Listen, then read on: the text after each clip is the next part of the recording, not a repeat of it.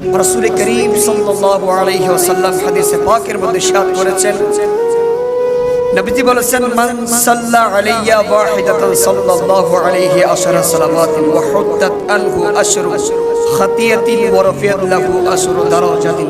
একটু জোরে বলেন সুবহানাল্লাহ। নবীজি বলেছেন, যেই ব্যক্তি আমার উপর একবার দুরূদ পড়বে আমি তার উপর 10টি রহমত নাজিল করব। একটু জোরে বলেন সুবহানাল্লাহ।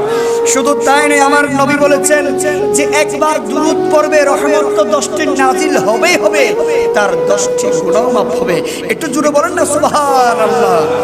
এরপরে আমার নবী বলেছেন তার 10টি স্থান, তার 10টি তার পজিশন, তার 10টি মর্তবা বুলন্দ হবে, তার মর্যাদা উঁচু হবে, তার মান সম্মান উঁচু হবে। একটু জোরে বলেন সুবহানাল্লাহ।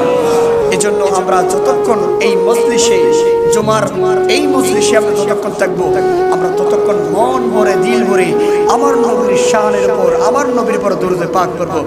সালাতুন ইয়া রাসূলুল্লাহ আলাইকুম সালাম ইয়া হাবিবাল্লাহ আলাইকুম।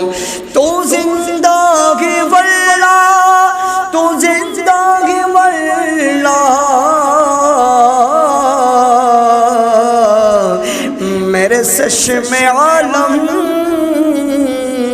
से सुप जाने वाले सलातुन या रसूल अल्लाह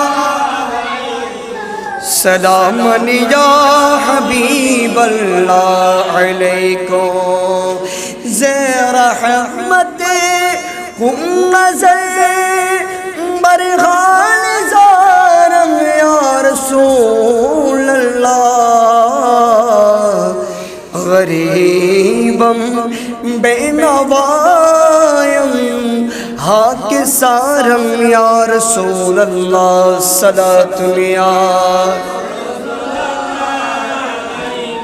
सलामन या हबीब अल्लाह अलैकुम।